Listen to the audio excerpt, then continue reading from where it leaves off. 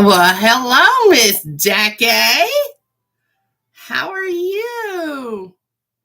I ain't talked to you in forever and a day and then some. Vincy Lou Hoo, how are you?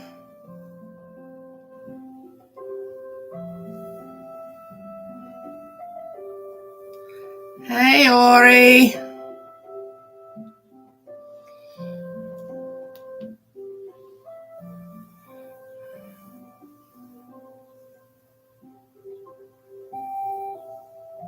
Hello, Miss Michelle.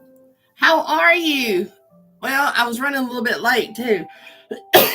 When I turned my computer on, it was just slow going. It didn't want to get up and go. I haven't used it in a while. And they just didn't like me. So, how's everyone doing tonight? Are we ready for a trip to Scotland?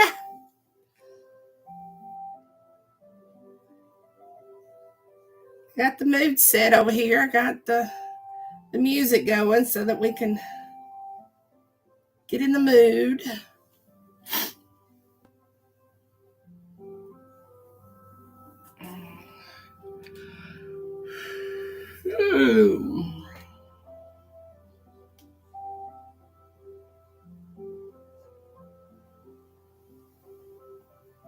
Hello, Miss Billy. Welcome back.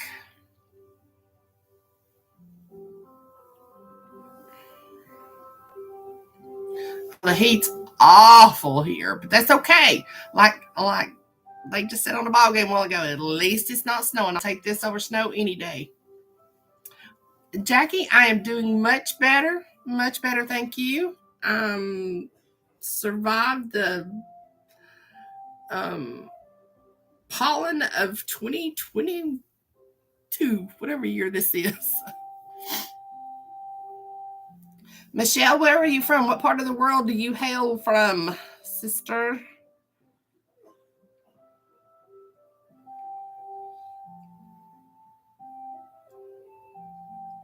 And I hope I can do your book some justice here tonight.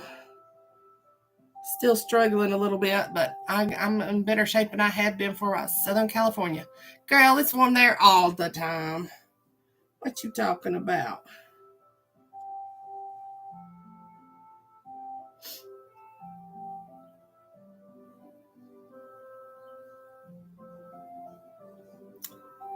Yeah, usually I don't get sick in the spring. It's usually down in the I'm usually down in the fall. But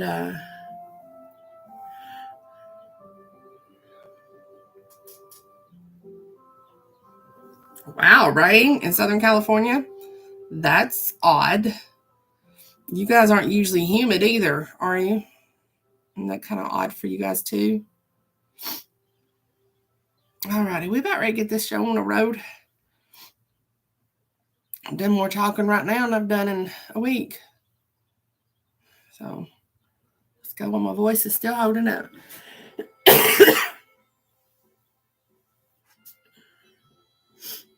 Yeah, over here in the South, I'm in Georgia. I'm a Georgia girl. And here in the South, we heat and humidity, that goes together. Do you guys want the curtain open or closed? I don't know. I could care less one way or the other, but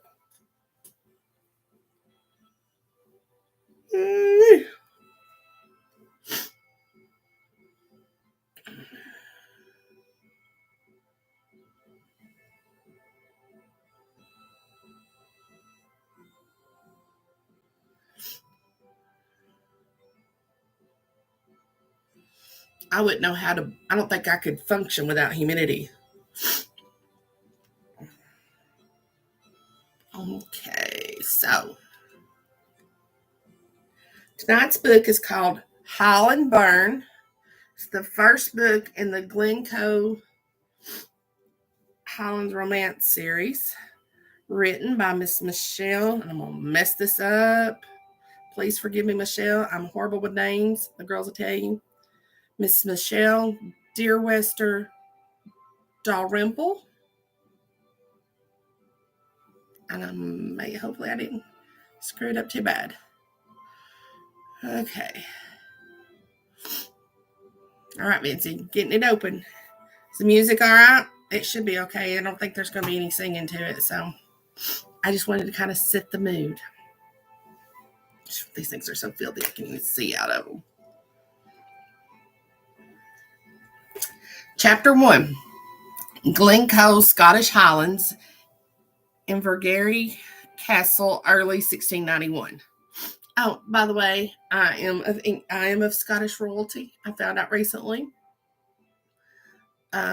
Robert the Second was like a great, whatever greats back, 8 or 9 greats back, grandfather apparently. He was lazy and didn't do a very good job of ruling Scotland. And it was a couple of heirs down from him that England took over. So yeah, which is probably for the best. The way my family was, the way my family was running the country. Yeah, not too good. That's probably why I'm over here now. All right.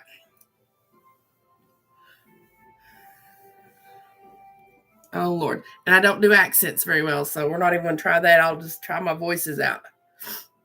All right.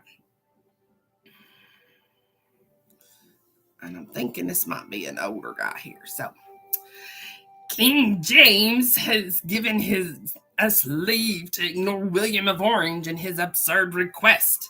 Glengarry's hooded eyes shifted back and forth amongst the men gathered in the hall. What does that mean for us? Alexander MacDonald,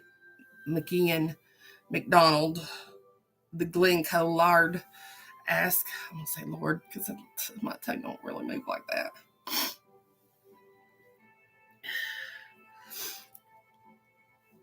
Yeah, my nose is going to be running, so please forgive me. My toilet paper, it was easier than I've done went through a box of Kleenex.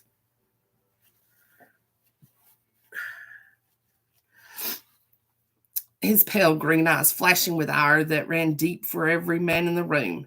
His brother, Alistair MacDonald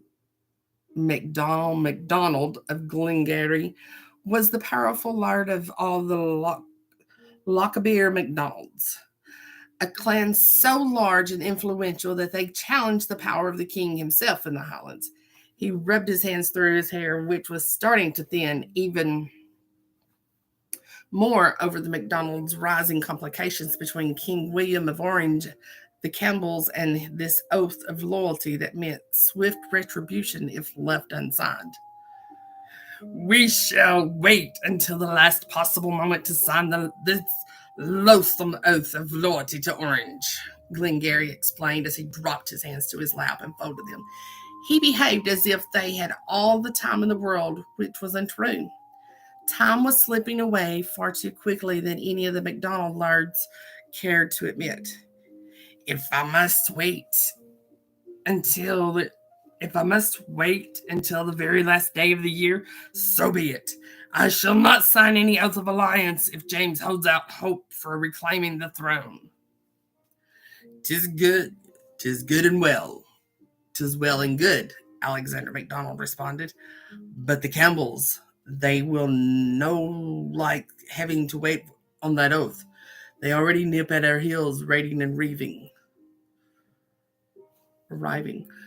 I bet you have fun with this, writing this. Trying to figure out the accent, because you got to do the accents either in your head or whatever, just to get the words down right.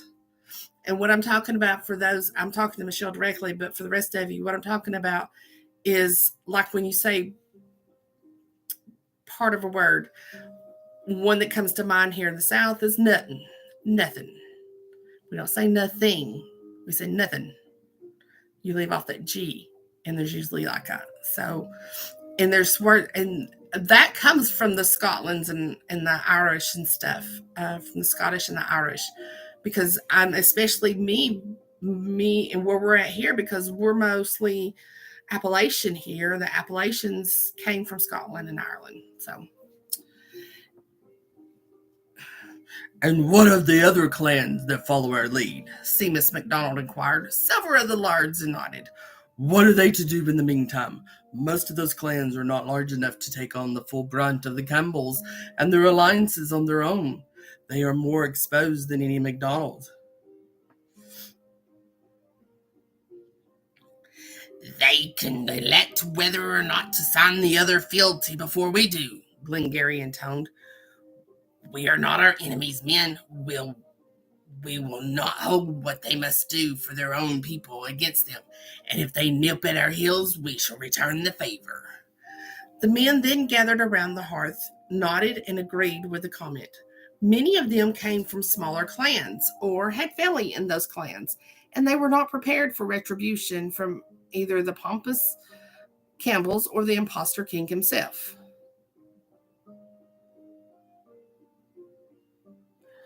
The king's foppish lackey, the Earl of Stair, will no like this, and neither will the Campbells. Seamus MacDonald, Laird of the Glen MacDonald's, commented in a low voice. As the son of Laird Alexander MacDonald, his words carried weight. The room was silent for a few moments as the men digested this information. A few crossed themselves as if Seamus had spoken the name of the devil himself. The Campbells were not only another large clan in the Glen Highlands, they also held the power of the impostor King William of Orange behind them and wielded it without mercy. Seamus shared similar concerns with his father as they ruled the Glen MacDonald's lands, which bordered the Campbells. This far south, they were an island unto themselves in Campbell land. It's probably a good thing I'm reading men's voices tonight. 'Twas like having the hand of the foreign king himself knocking at their door. And they recently caught a bee in their bonnet, Alexander added as he looked around at the tight faces illuminated by the fire in the hearth. I'm sure you've heard of this supposed letter that's been rumored to have been written, the one that describes exactly how William of Orange's legitimacy as the King of England, Scotland, and Wales could be contested.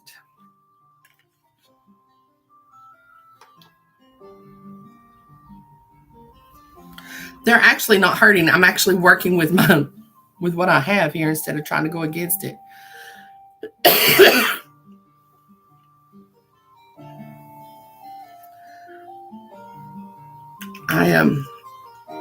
I can do the deeper voices easier tonight than I could any female voices.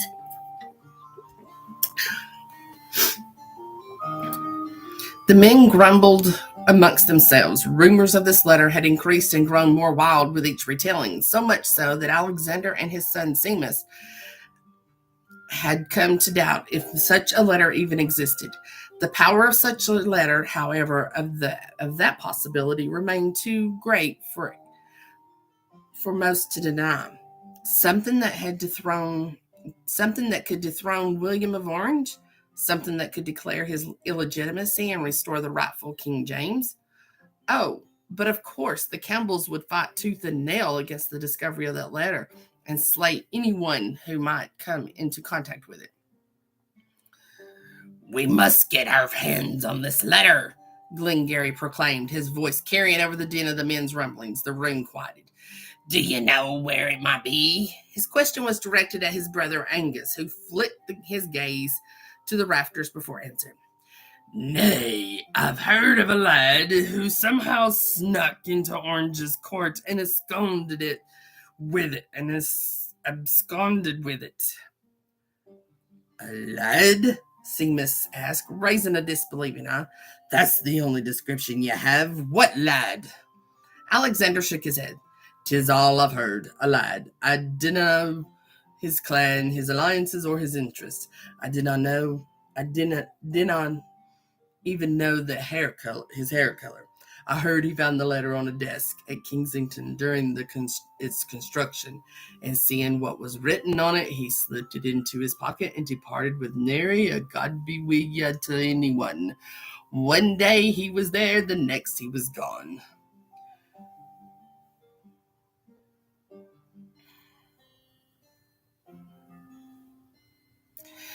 We must find him, anyone who might know him, the Laird of the Lochaber MacDonald's commanded. We have to find this letter before the Campbells or any of their toadies do. Do what you must to learn the whereabouts of this missive. Keep your eyes open Keep your ears open, ask discreet questions when you might, and if anyone hints at knowing, bring them before me. They will answer to the MacDonalds until we learn what might challenge the pretender king. Chapter 2. Glencoe Highlands. Chapter 2.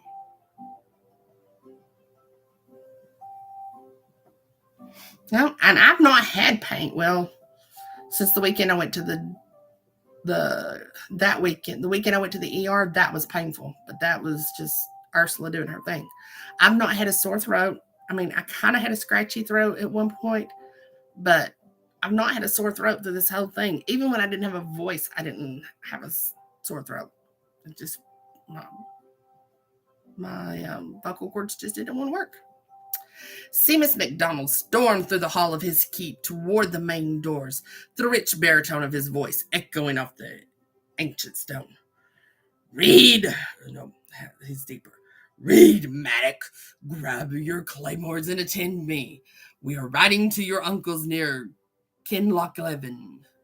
Reade's wide, muscle-hardened body popped past the wooden door. What are you belling about, old man? Seamus's eldest son teased. Now, see, my Irish and my Scottish kind of come out the same, so, and it probably even sounds a little British and a whole lot American in it. Seamus pursed his lips, his irritation at Reade's imprudent words showing, though it was tempered by the pride he held for his son and joy at an attempt for lightheartedness. Reade resembled him more than his other children and was the portrait of a Highland warrior, well-formed and well-skilled, with thick legs that commanded a horse with ease and arms as solid as a tree trunks from his practice with his sword. A lot of practice. Sometimes 'twas difficult to get the grown lad to complete his chores. His rich brown hair flowed in wild waves to his shoulders like a rampaging burn coursing over the rocks in Highland spring. Reade's eyes, though, hammered a spike of pain in his heart. Those brilliant green eyes, like the most precious of emeralds, used to dance in a light-hearted way since the death of Reade's close cousin, Seamus' nephew Camden, who was killed during a raid by the cursed Campbells. The easy-going light in Reade's eyes had diminished, and Seamus despised the Campbells and their allies for that loss of light as much as he hated them for slaughtering his beloved nephew, his brother's eldest son, and leaving his body to rot on the moors. Camden's death had become a battle cry for the MacDonalds of Glencoolish. I'm going to say Glencoolish because I'm tired of going over it. And one that Seamus's father and his father's cousin, the powerful Laird of Glengarry of the MacDonalds, didn't take lightly. Of all of Seamus's own children, Reade suffered the most with Camden's murder. The two lads had been raised together as close as brothers, and Reade took Camden's death to heart. Though the lad had been put to rest months ago, dark shadows still haunted Reade's beautiful eyes, even amid his teasing words. This sorrow had tainted his behavior as it had his eyes. Reade had been rash and cocky as a lad, but now he was outright reckless. He needed something to tame him, something to live for since Camden's death. Is your brother about? Seamus asked. Something has happened, and Kinlochleven has asked for our help. Reade glanced over his shoulder. Maddock is in the barn. I'll have him saddle our horses. Seamus gave his son a curt nod and slung his claymore sheath over his shoulder so it settled across his back. Then he laid a hand on Reade's arm before he could turn to leave. First, I must speak with thee. Join me in my study. Reade's brow furrowed at his father, but he grabbed his own claymore and followed his father to the study. Seamus had kept the reason for their journey vague, intentionally. If everything was as he believed in, Kinlochleven, his own sister's husband, Ranulph, had been light on detail when he delivered the message, but Seamus read between the lines with ease, followed by the knowledge of the life-changing demand he was about to make of his son. One that he'd bristled against, complain about, and reject outright. But his reaction didn't matter. Reade would do as Seamus asked, for the good of the clan, for the good of Scotland. He was a good Highland son that way. Father, you cannot be serious. I have a life with privilege, praise the Lord, and my birthright. I may have a wife of my choosing. You cannot shackle me to a woman who may well be aligned with the Campbells, the very men who killed Camden. Reade slammed down the chair in his father's study, where the resounding clang echoed off the bare stone walls. Camden MacDonald, his cousin, who had been like a brother to him. They had shared everything from meals to bedding to mischief to women. And if his father mourned the death of Camden, Reade was devastated. There had been times when he had felt closer to Camden than to his own brother Maddox, who was but a year younger. Similar in color, he and Camden were oft taken for brothers by those who passed through the village of Glen, merchants and artisans and wrights. Those thoughts brought a striking pain to Reade's chest as raw as if Camden had only passed a month ago, and he grimaced at his father's nonchalance in his command. Had his father taken to snuff, to drink? Had the devil himself entered his body? What made the man say such a thing so suddenly? A muscle in his father's jaw flexed, barely visible under the gray-brown scruff of his father's beard. That twitch meant only one thing. His father wasn't joking. Reade stilled and his jaw set. First, ye ken that marriages are oft arranged to benefit kin and clan. His father began his lecture. 'Tis is no different now. Much has transpired this past year, Reade, not the least of which is the oath of alliance that Orange has commanded. Seamus MacDonald said as he settled into the familiar creaking chair, leaning forward to accommodate the claymore at his back. He wrapped his hands around the arms of the chair where the exquisite wood had worn down to a smooth sheen over time. The Jacobite Highland clans were given leave until the end of this year to sign, with a flimsy threat of reprisal if we don't. King James plans on an invasion, and we yet await news of that. Reade sat down hard in the abused chair, his sword by his feet, and his face screwed up at his father.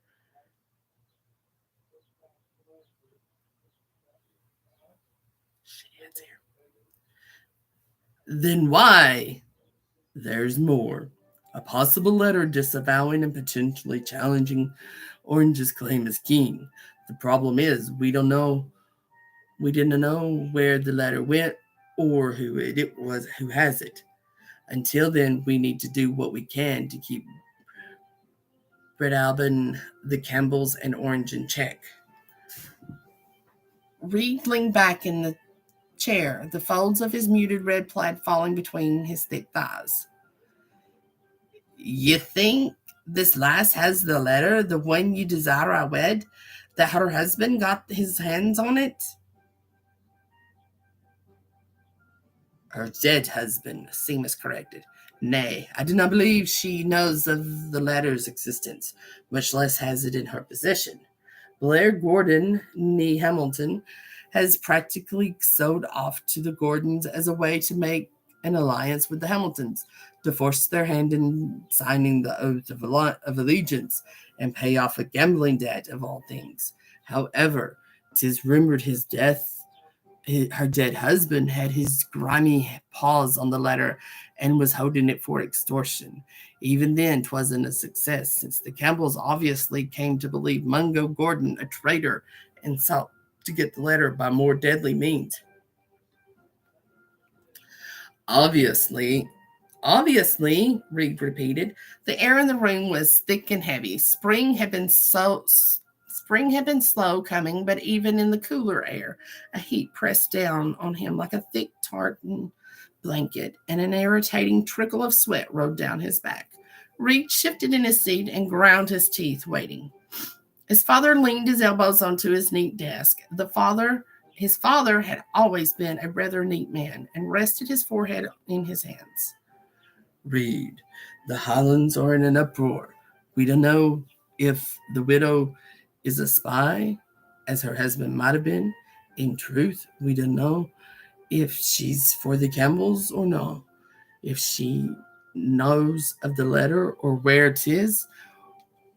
What we do know, son, is the Campbells are hard men who care little for those under their charge. The last needs to the protection of the MacDonalds more than anything. If she does not have the letter, the Campbells will kill her just for spite. And if it turns out she had information your granddad might use, Alexander lifted his tired eyes to his son. This must be Seamus. Okay. Lifted his tired eyes to his son. Had Reade ever seen his father's eyes so weary? The conflict with the Campbells was taking its toll on his father as much as it had robbed Reade of his kin. Another reason to despise the Campbells.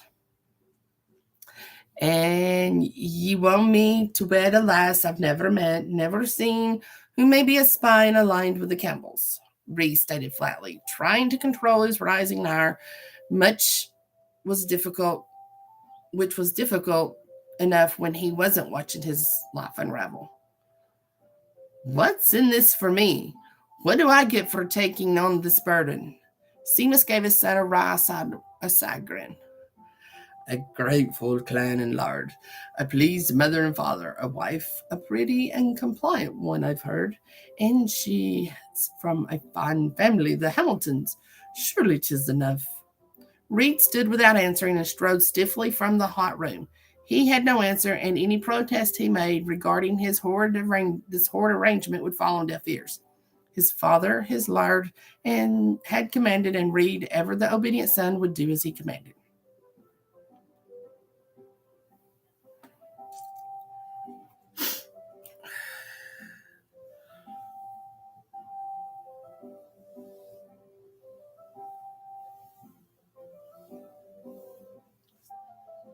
Sometimes I get these voices mixed up, especially if there's a lot of them, like there has been here, where the characters kind of blend together a little bit. Because when I'm reading, I have a movie going on inside my head. I'm looking at the scene, I'm seeing the faces of whoever's talking, and that's how I do my voices. So Reade escaped his father's study in a deep sulk and stormed from the keep. He found Maddock by the stables, flinging hay into the horse stalls with an unwielding pitchfork. But Maddock handled it easily. A few inches taller than Reade, but less bulky, most farm implements looked small in his brother's long-fingered hands. Slender threads of hay wove into his sun-kissed hair, making it look lighter in the dim aspect of the stables. Yet Reade saw none of this. Fury at his father's asinine plan asinine's always been a word around my house. Plan coated everything in shades of red. Surely his father would come to his sense by the time they reached Kinlochleven. How could a man who claimed to love his son make such a demand? Maddock noticed his brother as he entered and dug the pitchfork into the peat, where the handle leaned against a wooden post. What ails you, brother? You look as if you seen a spirit. Maddox's voice was light, teasing, and Reade cursed him silently for his inability to see the ire burning from his skin. Then again, Maddox wasn't known for his ability to read people. His curious gaze remained on Reade as he slipped his plaid back up and over his shoulder. Reade thrust his chin at his amiable other. Father needs us. We are to ride to Kinlochleven and retrieve a potential spy. We are meeting Uncle there, I presume. Help me saddle the horses. Father should be here promptly. Ugh, a spy? Are we taking him to Glengarry?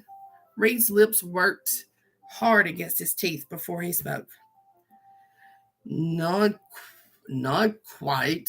Father, Granda, and Glengarry have other plans for the spy. It seems she's coming here.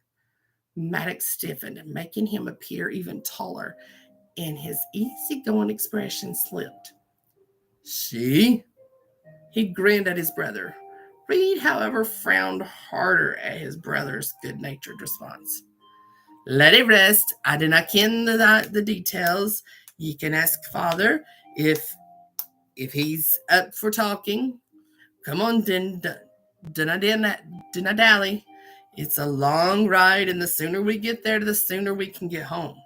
Maddock didn't move. Rather, he looked down his fine protrusion nose at his brother.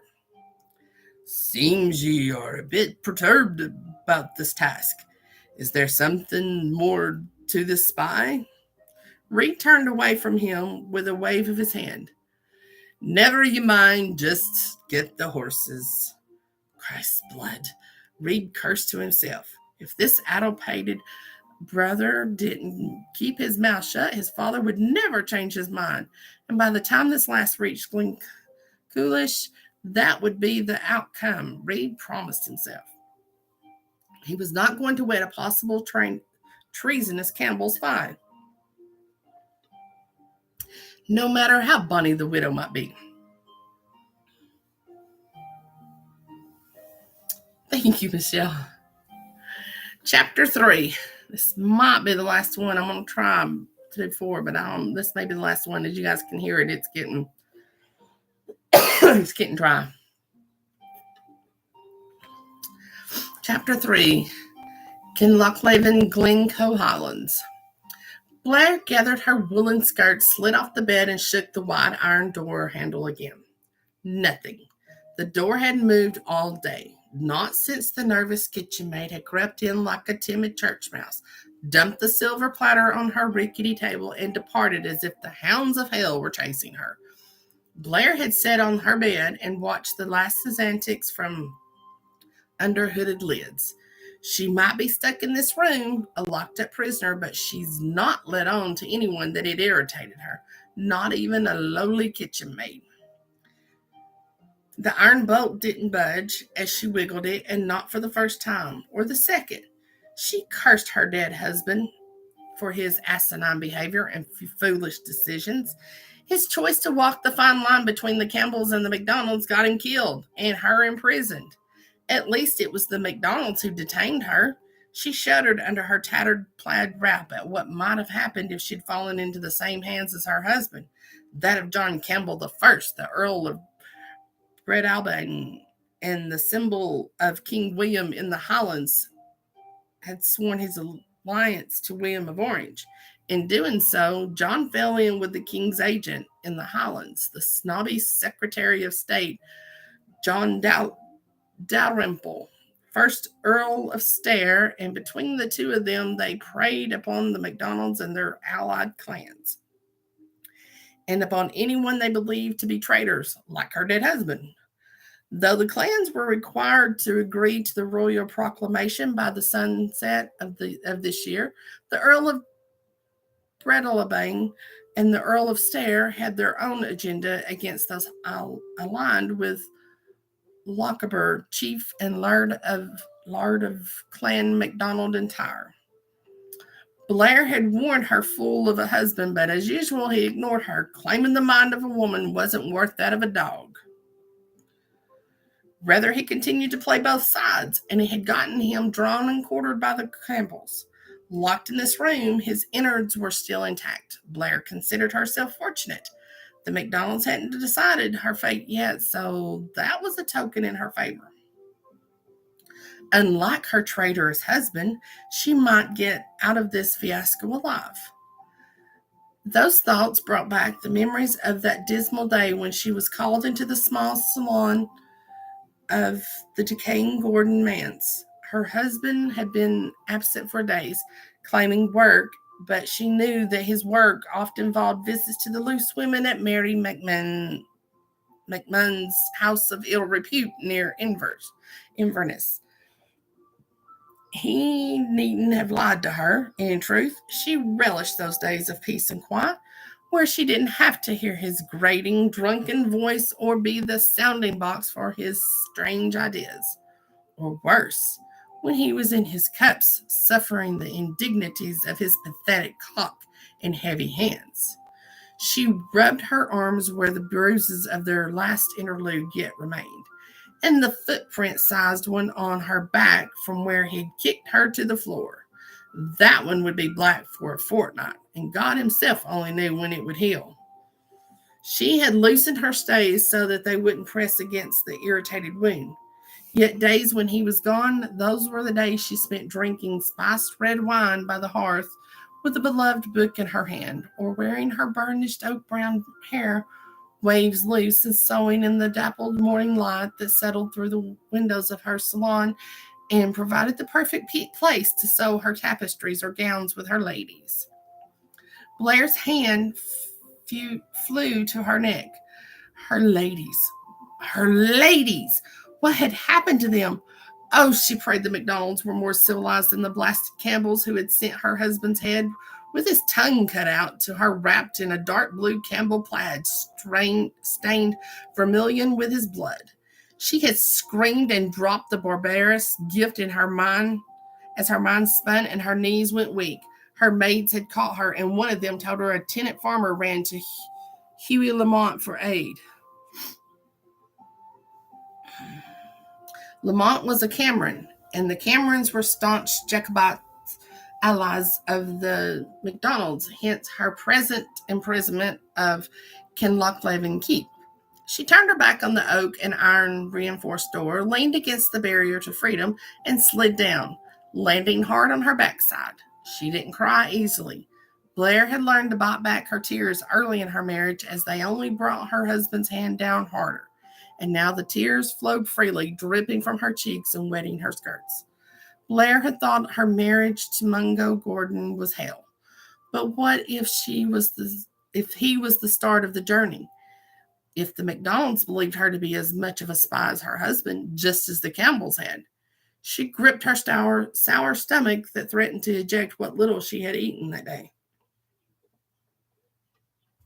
Would her captors be any kinder to her than her kin?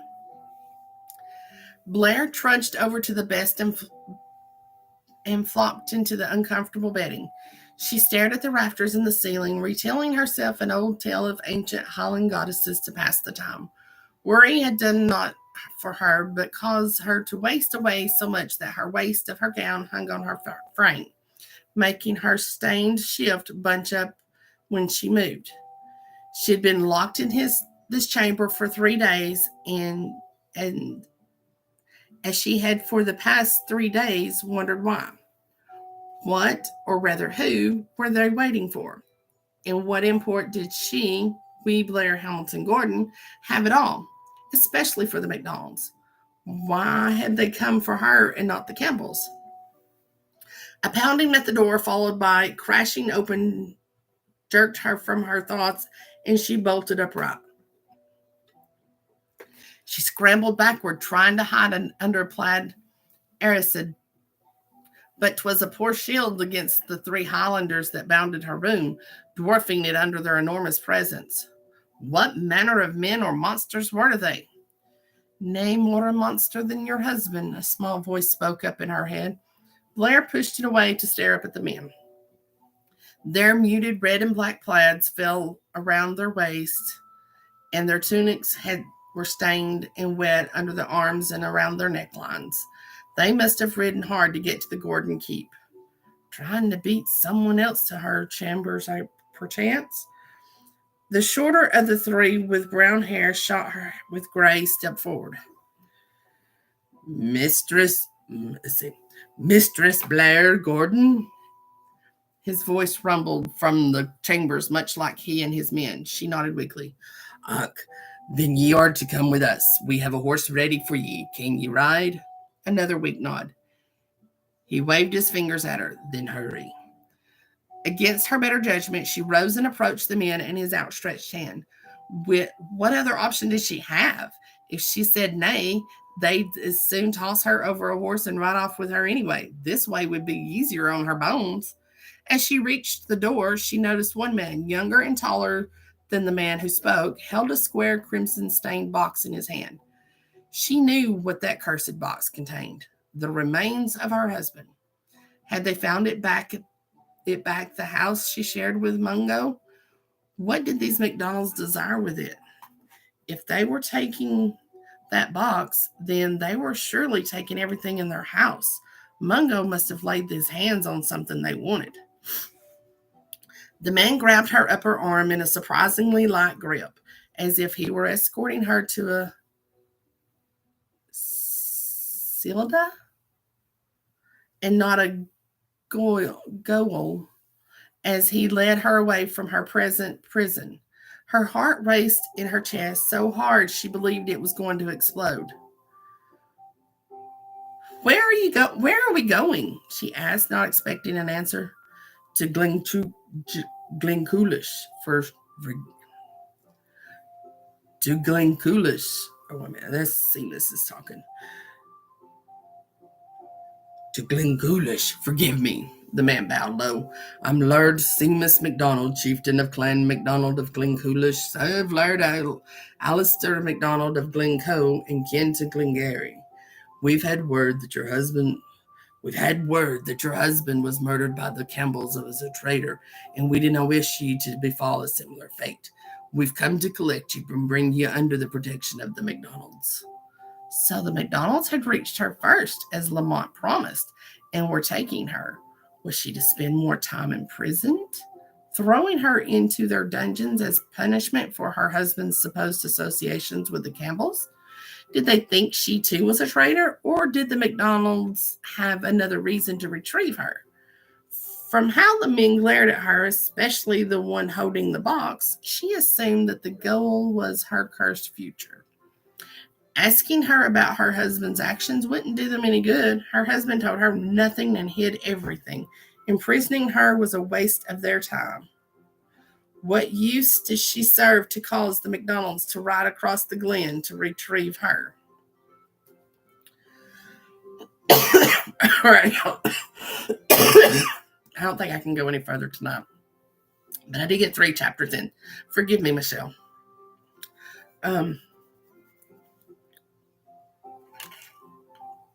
Did Nina put everything up? Because I don't.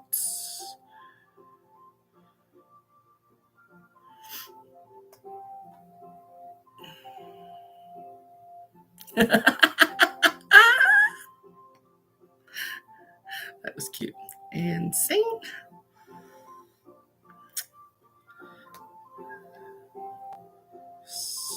Trying to.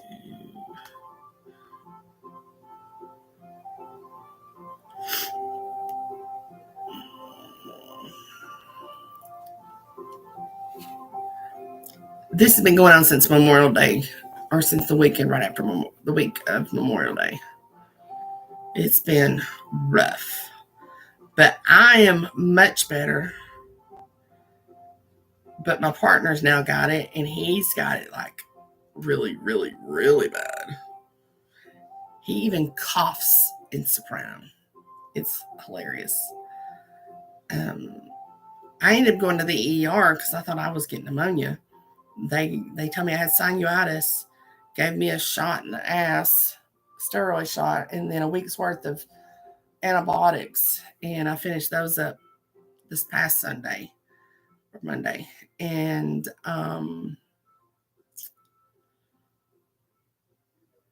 then he went to the doctor this past Monday, and because over Sunday night he got really bad. He's having a hard time even sleeping.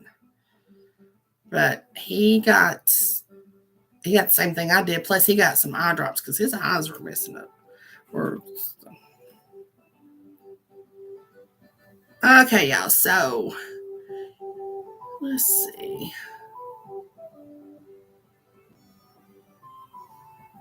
All right, you guys can get this on Amazon. It's $2.99, and since it's not showing unlimited, I assume you can get it on all the other platforms. Oh, he's getting ready to recover just fine because Friday he's going to Florida without me. I'm like, see you bye. I have not lost anything in Florida. So he's heading to Panama City for with his son and his family. So, and I'm staying here with my nephew, my 5-year-old nephew. So we're gonna have a nice all year weekend. All righty. Well, ladies, I'm going to come back tomorrow night. We got Karen Hall. I think that's her name. I'm just like, I can't even think straight.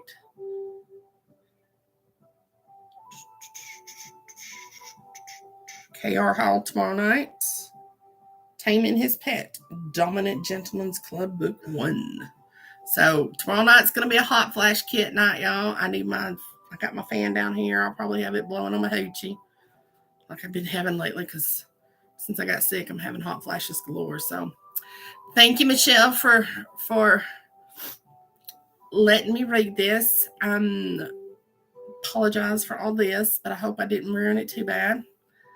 And ladies, you guys have a wonderful evening, and I'll see you back here tomorrow night. Michelle, you're welcome anytime.